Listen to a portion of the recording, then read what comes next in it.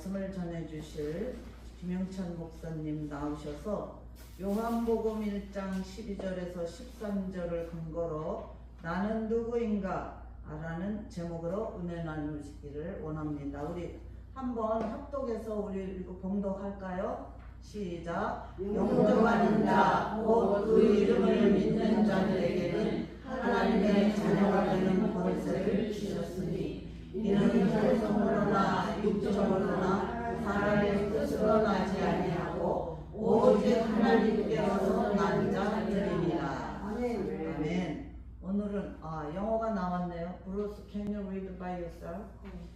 Yeah, to all those who did receive him and those who believed in his name, he gave the right to become children of God. Children born not of natural descent, nor of human decision or a husband's will, but born of God. Good. 오늘 영어권 자매님이 한 분 안 나오셨어요. 그래서 보통은 우리가 영어로 통역을 하는데 김영찬 목사님은 그걸 모르고 오셨으니까 그냥 편안하게 하시는 게 낫겠죠? 네. 그 내용을 모르고 오셨으니까. 이거 안 되는 거죠?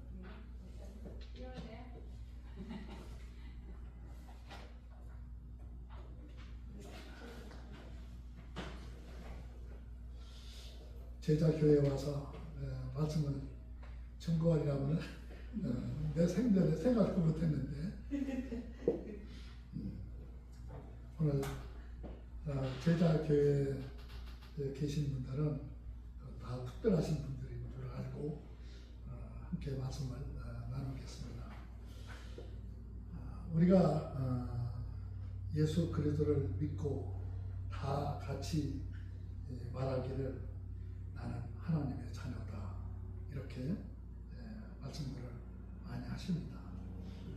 그런데 우리가 나는 누구인가라는 제목을 가지고 제가 오늘 말씀을 나눌 텐데 지금은 이제 고난 주간이 시작되는데 아주 고난 주간을 통해서 나는 누구인가를 확실하게 확인해보는 그런 시간이 되었으면 좋겠습니다.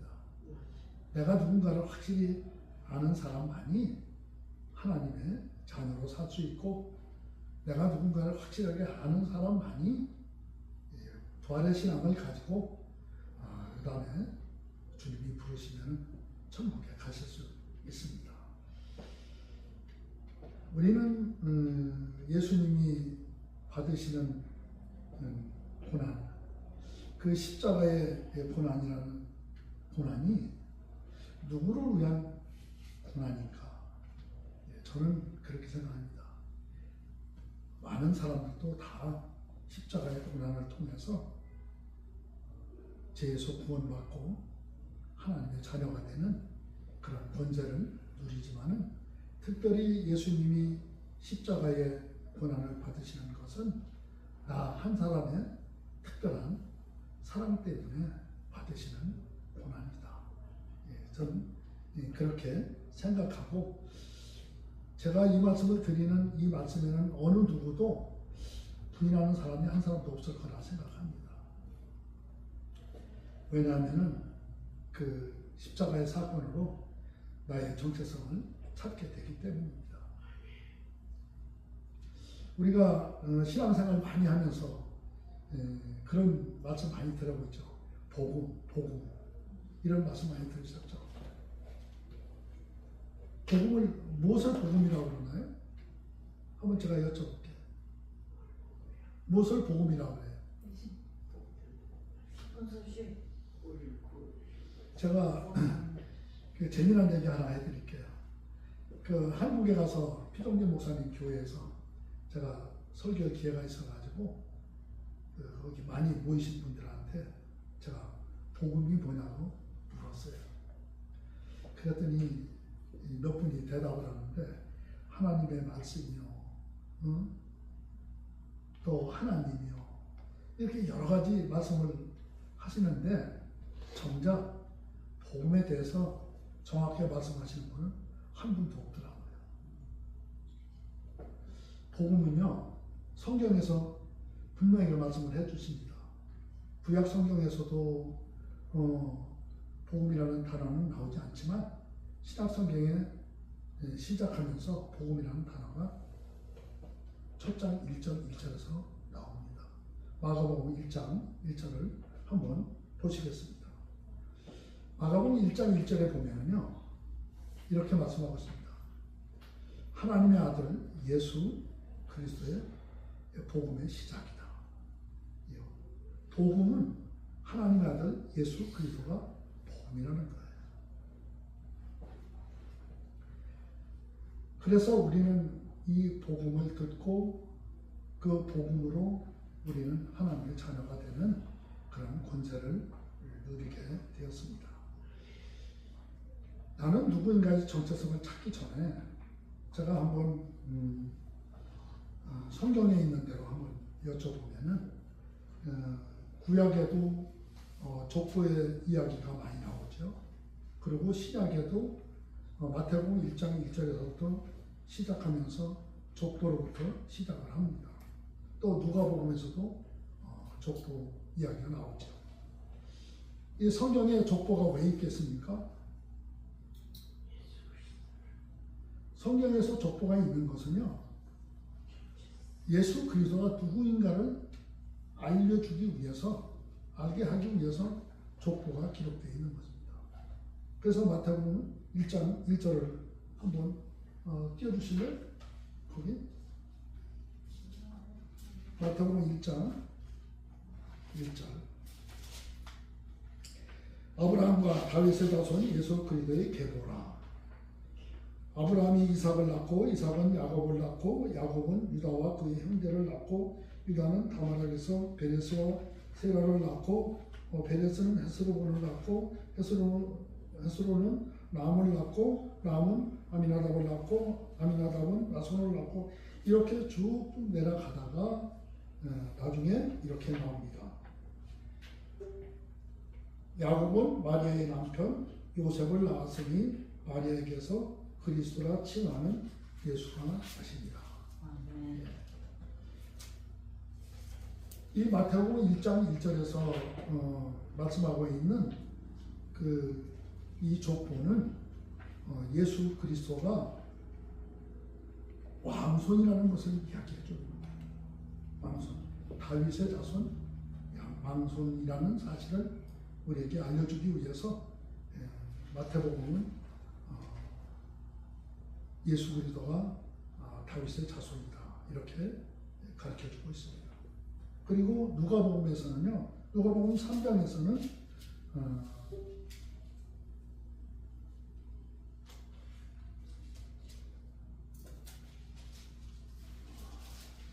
누가복음 3장에서는요, 아브라함은 이삭을 낳고 이렇게 시작하지 않고 요셉이 지금 예수의 나이서부터 얘기합니다. 예수님은 지금 30세쯤 됐는데 그 예수의 아버지는 요셉인데 그 마리아에게서 요셉이 낳다. 그러면서 요셉이 위에는 누구죠? 야곱인가? 이렇게 족보가 쭉 올라갑니다. 올라가서 나중에는 그때 가서는 아담이고 하나님이다. 이것은 누가복음에서 이야기하고 있는 예수 그리스도는요, 참 사람이라는 뜻을 이야기하고 있는 거예요. 참 사람.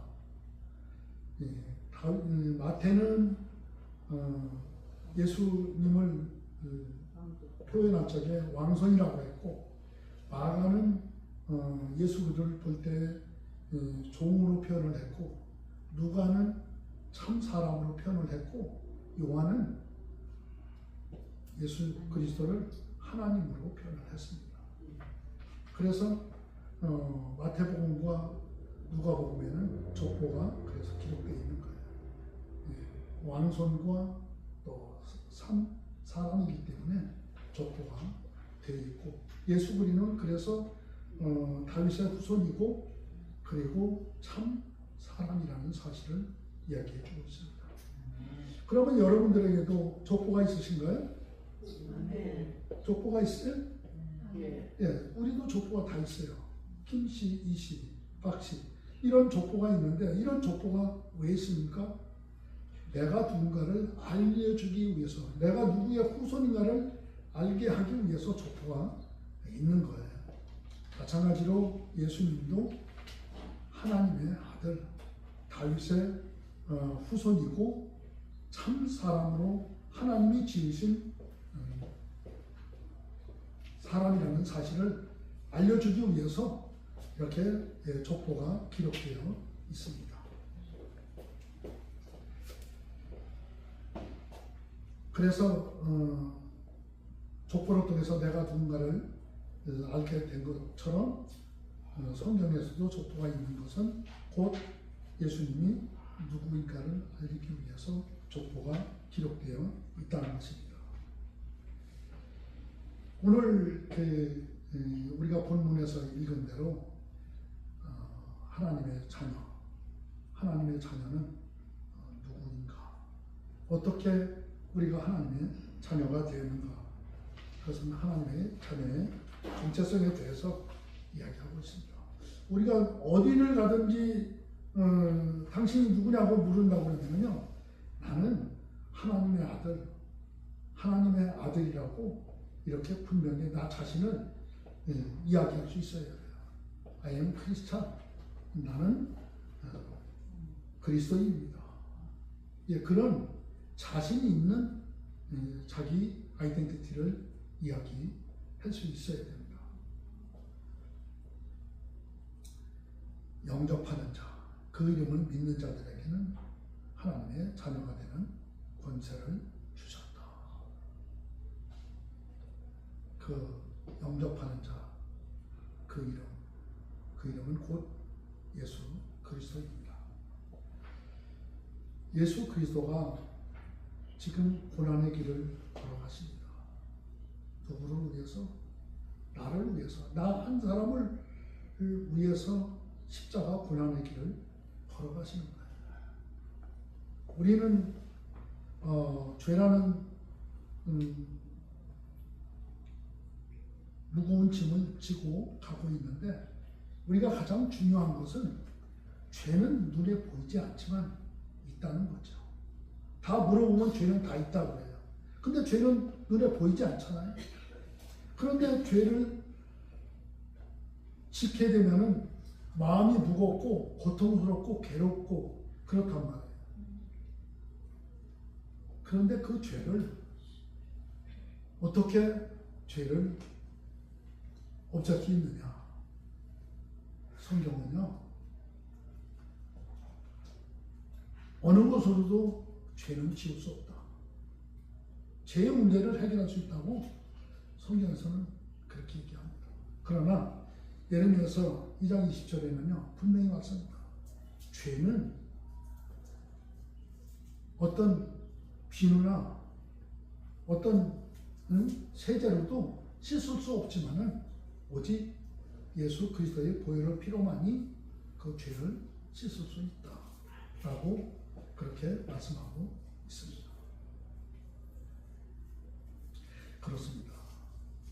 하나님의 계획은 예수 그리스도를 이 세상에 보내서 우리 인간을 구원하기 위해서 이 세상에 사람의 모습으로 오셔서 사람의 가지고 있는 죄를, 그 문제를 해결하기 위해서 오셔서 십자가 고난의 길을 걸어가고 계신 것입니다. 나의 죄를 위해서. 죄뿐만이 아니라 우리는 나의 정체성을 찾으면서 믿음이라는 이 믿음을 한번 점검을 해봐야만 합니다. 하나님이 말씀으로 만물을 지으시고 당신의 형상과 모양을 따라서 사람을 지으시고 거기에 생기를 불어넣으셔서 사람이 되게 하셨다라고 했는데, 제가 양로병원에 가서 한번 설교할 기회가 있어가지고 한번 여쭤봤어요. 믿음에 대해서 여쭤봤어요. 여쭤봤더니 어느 한 분이 이분의 이름도 있지 성은 있지 않아 양지수님이라고 하시는 분인데 그분이 믿음에 대해서 이야기하는데 목사님 저는 하나님이 이 만물을 지으시고 자연도 지으시고 이런 건 다 믿는데 한 가지 안 믿어지는 게 있대요. 제가 그랬거든요. 하나님의 아들 예수가 성령으로 잉태된 것을 믿어야 한다고. 그것이 믿음의 첫걸음이라고 했더니 그분이 나는 다 믿지만은 이거 하나만큼은 도저히 믿을 수 없다는 거예요. 어떻게 남자도 모르는 여자가 어떻게 아이를 낳을 수 있냐고. 그걸 안 믿어진다고. 그분한테 제가 그랬습니다. 믿음의 첫걸음은 동정녀로 잉태하신 것을 믿는 것이 믿음의 첫걸음이라고. 그걸 믿어야 만물이 지어진 것도 믿어지고 하나님이 당신의 형상과 모양으로 나를 만드는 것까지도 믿어진다고. 그걸 믿지 않으면서 어떻게 하나님이 만물을 만들었다는 것을 믿어지시냐고. 그건 거짓말이라고 제가 그랬어요. 그렇습니다. 그래서 그분이 그래도 이해를 못해서 제가 그분한테 다시 물었습니다. 여러분 사랑이 눈에 보여요? 안 보여요? 안 보이죠? 안 보이는데. 안 보이는데 있어요? 없어요? 있어요. 어떻게 하느냐고. 그랬더니 그분이 하는 말이 사랑은 그 사람이 하는 행동과 말에 따라서 사랑을 하는지 사랑을 나한테 베푸는지 그걸 알 수 있다. 그렇게 얘기를 하더라고요. 그렇습니다. 사랑이 눈에 보이지 않지만 사랑이 있는 것 같이 하나님도 눈에 보이지 않지만 하나님도 계신 것을 믿으시죠? 그분이 그때서야 믿는다고 그러더라고요. 그렇다면 그것이 믿어진다고 한다면 성령께서 성령으로 잉태하신 것을 믿어지느냐. 그게 믿어야 되는데 그게 안 믿어진다고 하면 그거는 믿는 게 아니다. 하나님이 눈에 보이지 않는데 있다고 하는 것도 그것도 거짓말이고 사람도 있다고 하는데 사람을 알지 못하면 그것도 믿지 못하는 거니까 그것도 아니다라고 그렇게 그분한테 이야기했어요. 그분이요 몇 달을 그거 가지고 고민을 했더라고요. 고민을 하고 어느 날 갔더니 그분이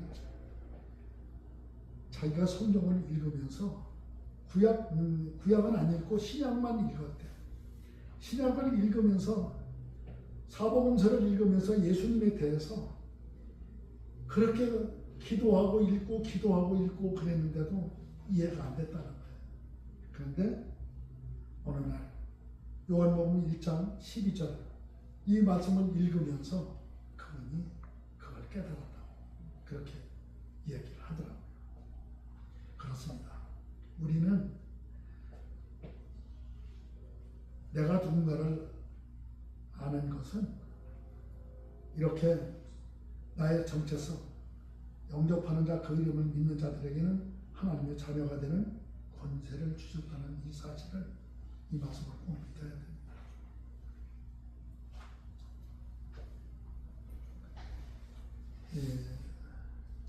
갈라디아서 거기 갈라디아서 한 장 보여주실래요? 갈라디아서 3장 26절에 보면은 너희가 다 믿음으로 말미암아 그리스도 예수 안에서 하나님의 아들이 되었으니 우리가 예수 그리스도 안에서 하나님의 아들이 됐다.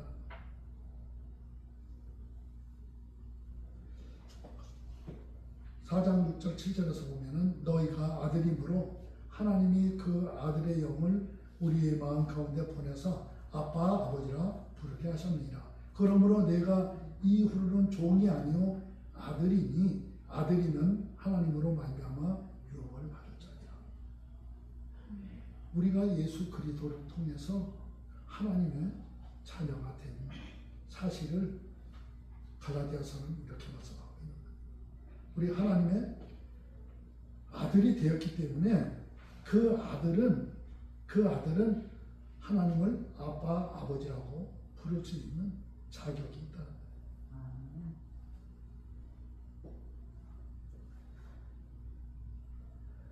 그러면은 우리가 하나님의 자녀라고 한다면은 성경적 가치관을 가지고 확실해야만 합니다. 성경적 가치관. 성경적 가치관은 보시는 것과 같이 하나님을 나의 삶에 가장 우선해 두는 것. 너희는 먼저 그의 나라와 일을 구하라. 그리야만 이 모든 것을 너희에게 더해 주시겠다고 약속하신 마태복음 6장 33절의 말씀을 기억하면서 우리는 먼저 그의 나라와 일을 구하는 그런 삶을 살아야 된다는 거예요. First God. 하나님이 항상 우선이라는 거예요. 그리고 모든 삶의 기준을 사랑으로 실천하는 것. 예수님이 우리에게 주신 첫 계명이 있는데 첫 계명은 서로 사랑하여. 내가 너희를 사랑하는 것 같이 너희도 서로 사랑하라고 하는 그런 계명을 주셨습니다. 어떤 사람이 그렇게 말합니다. 자기는 지금 암에 걸려서 너무 고통스럽고 힘든 시간을 보내고 있는데 그 사람한테 뭐라고 얘기합니까? 나 힘들고 어렵다고 그러니까 기도하세요. 기도하시면 하나님이 다 고쳐주십니다. 여러분, 그분이 암에 걸린 사람이고 예수 그리스도를 믿는 사람인데 그 사람이 기도 안 하겠어요? 처음 만난 사람한테 기도하라고 하나님이 기도하는 당신을 고쳐준다.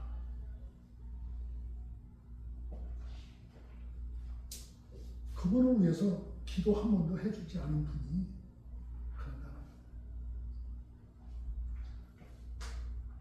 우리는 그런 분을 만나게 되면은 우리는 즉시 손붙잡더라도 그분을 위해서 기도해주는 그런 사랑의 실천이 있어야만 되는 것입니다. 그리고 변하지 않는 진리 위에 서는 것.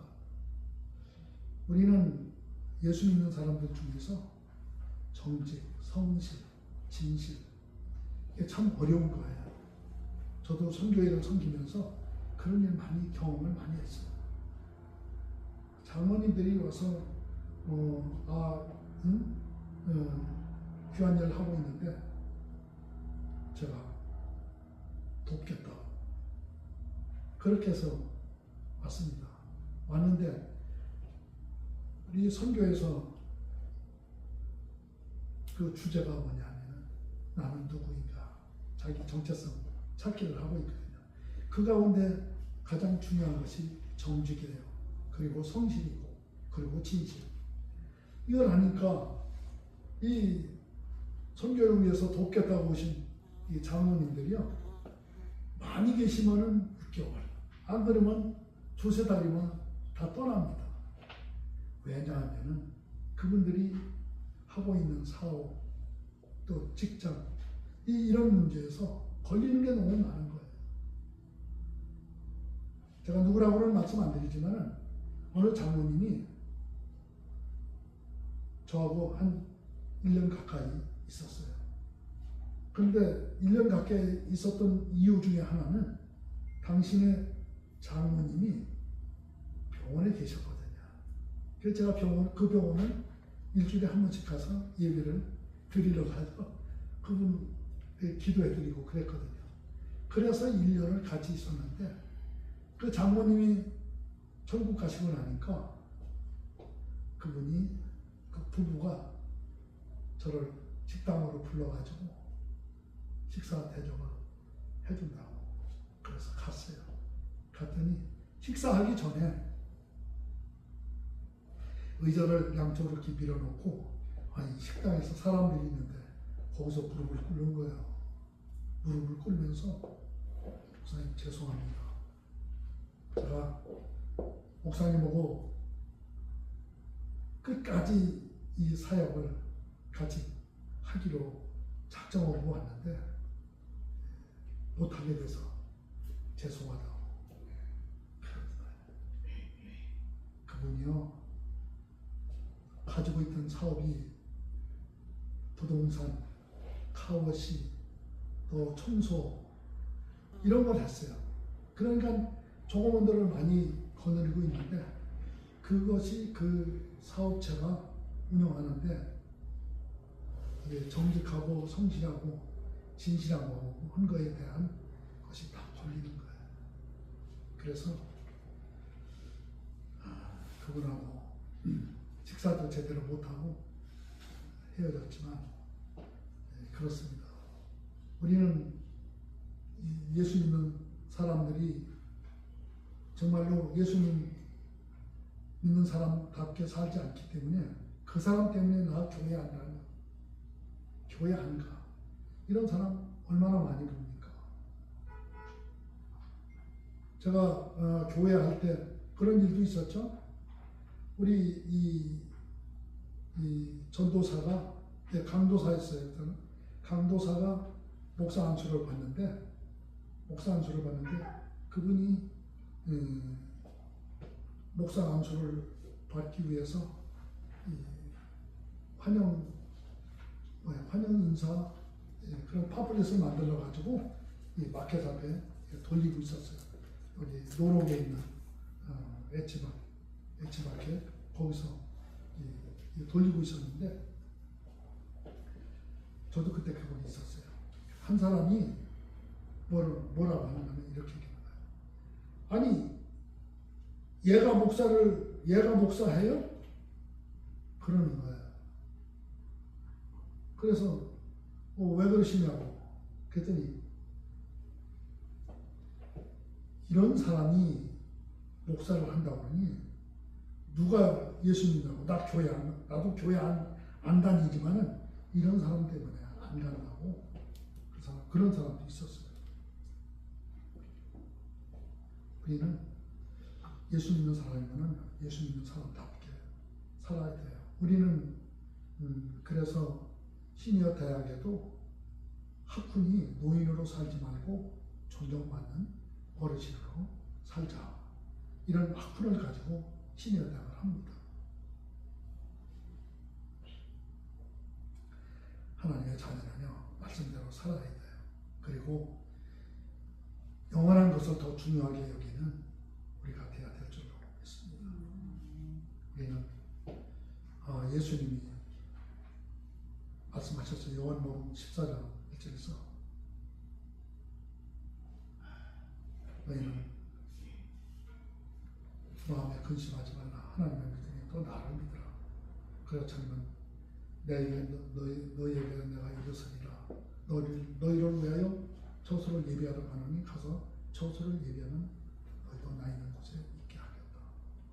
이렇게 예수님이 말씀하셨어요. 그리고 예수님은 부활하셔서 천국을 예비해 놓으시고 거기서 하나님 우편에 앉아 계셔서 우리를 위해서 기도해 주시고 다시 오시겠다고 약속하셨습니다. 우리는 영원한 것을 더 중요하게 여기는 우리들이 되어야 될 줄로 믿습니다. 그래서 성경적 가치관은 하나님의 중심, 사랑의 중심, 진리의 중심, 삶의 기준이 되어야만 하겠습니다.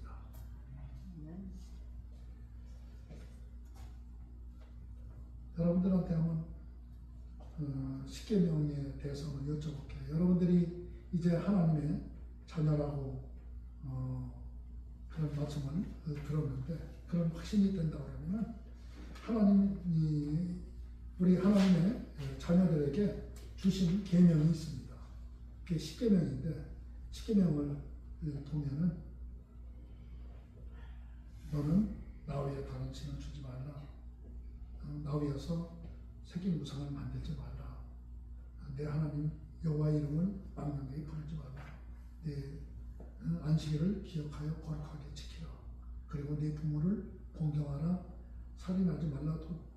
간음하지 말라. 도둑질하지 말라. 내 술을 위해서 거짓 증거하지 말라. 내 입술의 집을 탐하지 말라. 이렇게 이 말씀이, 이 계명이 어려운가요? 쉬운가요? 어떻게 생각하세요? 어렵지. 어려워요? 왜 어렵다고 생각하세요?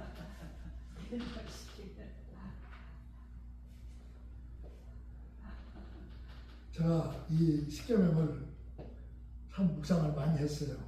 말씀대로 어렵다고 생각을 했기 때문에 그래서 묵상을 많이 했어요. 묵상을 했는데 나중에 쉽다는 사실을 나중에서야 이 묵상을 하는 가운데서 깨달았어요. 보니까 십계명 중에서 8가지 계명은 다 하지 말라요. 다 하지 말라요. 그리고 2가지 계명만 하나입니다. 거룩한 안식일을 지켜라. 내 부모를 공경하라.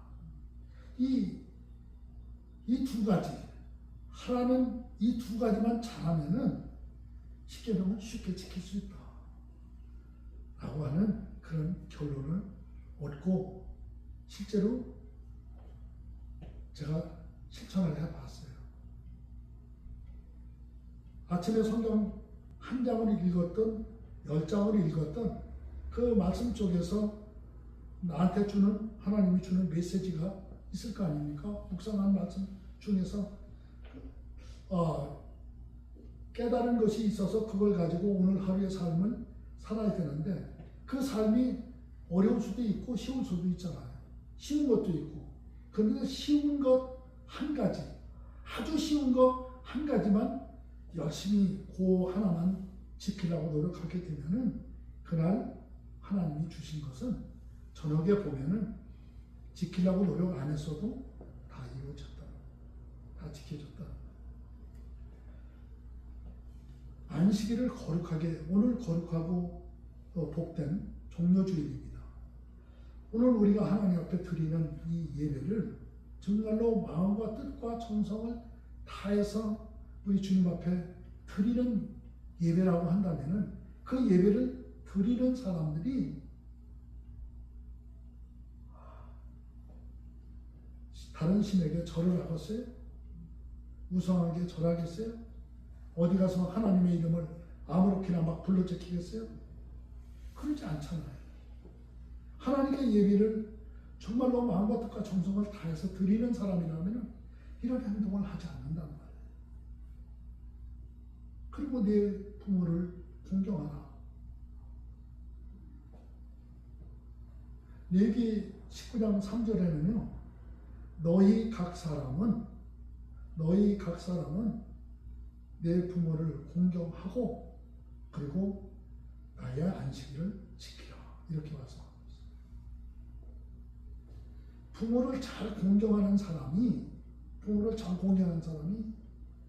가서 부모를 근심시키려고, 부모를 걱정시키려고, 부모를 힘들게 하려고 살인하고 간음하고 도둑질하고 남의 이웃에 대해서 거짓 증거하고 남의 것을 탐하는 그런 삶을 살겠어요? 부모를 잘 공경하는 사람은 그렇지 않는다는 거죠. 효자.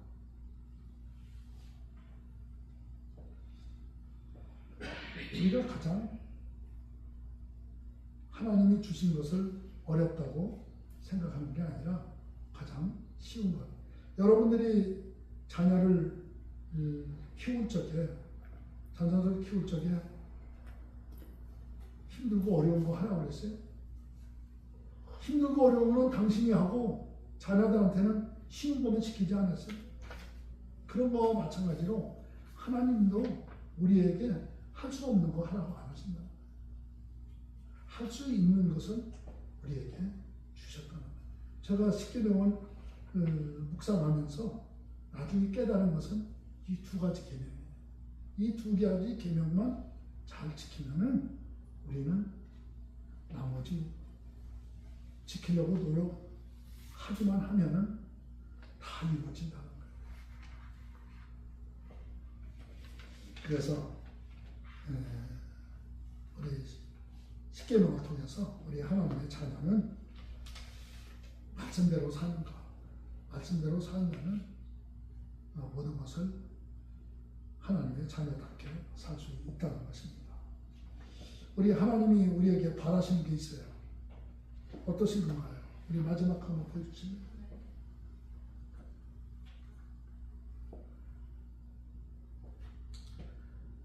내가 누군가를 아는 사람은 이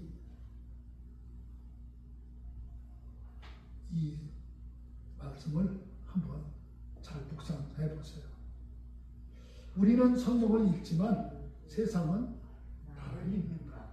여러분들 아침에 일어나시든지 하루에 시간 나실 때 성경을 읽으시잖아요. 성경을 읽지만은 우리는 성경을 읽지만은 읽은 대로 살면은 우리가 하나님의 자녀라는 사실이 누구에게라도 알려지고 나 저 사람 때문에 예수 믿을 수 있어. 나 저 사람 때문에 예수 믿고 싶어. 라고 하는 그런 전도도 되지만 우리는 성경을 읽으면서 성경대로 말씀대로 살지 않으면은 우리는 세상의 빛이고 소금이고 이것을 할 수 없다는 거죠. 예수님은 우리에게 네가 누구냐? 이렇게 묻기 이전에 너희는 세상의 소금이고 세상의 빛이다 라고 그렇게 우리들의 정체성에 대해서 말씀해 주셨어요. 하나님의 자녀는 세상의 소금이고 세상의 빛으로 살아야 한다는 거예요. 그래서 우리는 성경을 읽지만은 세상 사람들은 나를 읽는다는 사실을 잊지 마시기를 주님의 이름으로 축복합니다. 두 번째 한번 더 읽으시죠. 한 번 더 눌러주시면 돼요. 두 번째는요, 우리 얼굴에서 예수님의 얼굴이 보여져야 한다. 한 번 눌러주시면 돼요. 안 돼? 이게 목사님, 두 번 눌러야 돼요? 네. 이렇게 나오는구나. 네. 이 우리의 얼굴에서 예수님의 얼굴이 보여져야 한다. 세 번째는 우리의 삶의 현장에서 예수님의 사랑이 이해가 되시나요? 보여져야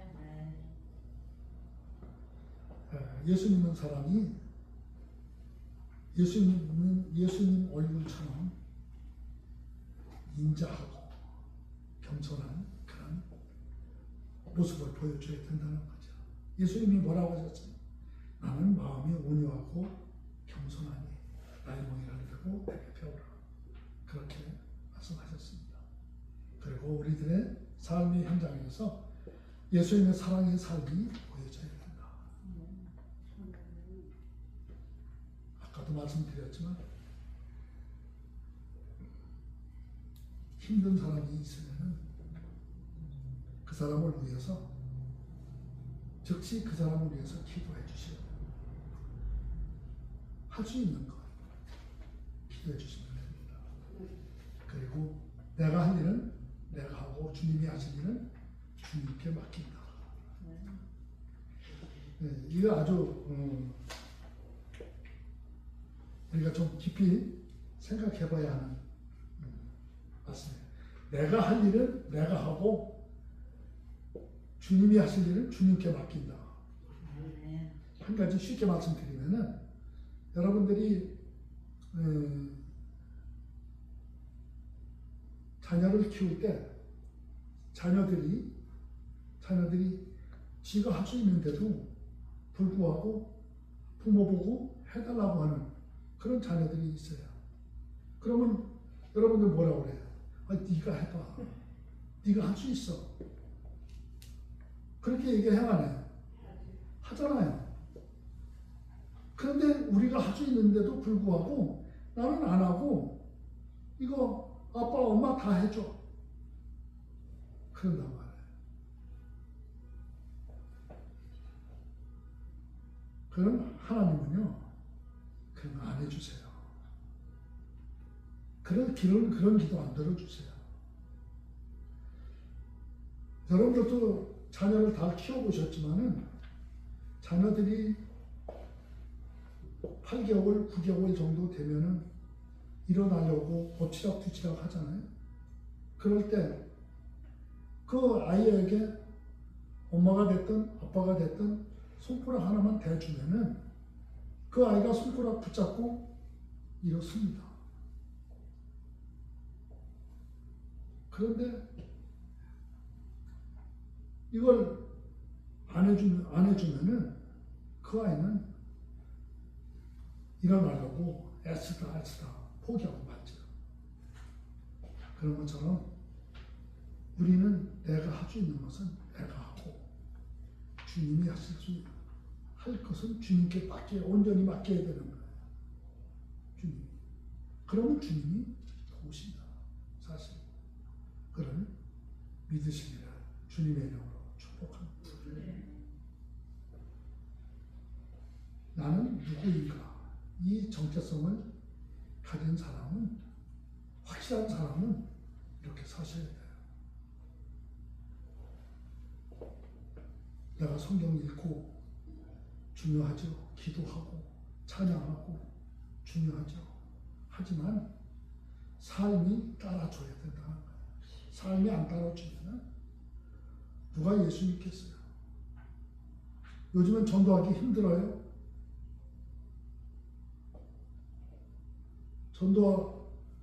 전도 아예 하지도 않잖아요. 네, 안 하잖아요. 그런데 우리가 삶을 통해서 전도해야 되는 거예요.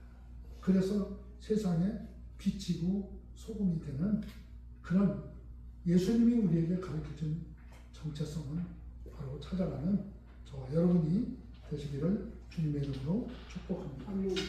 기도하겠습니다. 하나님 아버지, 오늘 하나님의 말씀을 나눴습니다. 오늘 하나님의 말씀을 들을 때에 우리는 사람의 말로 받지 아니하고 하나님의 말씀으로 받은 줄로 믿습니다.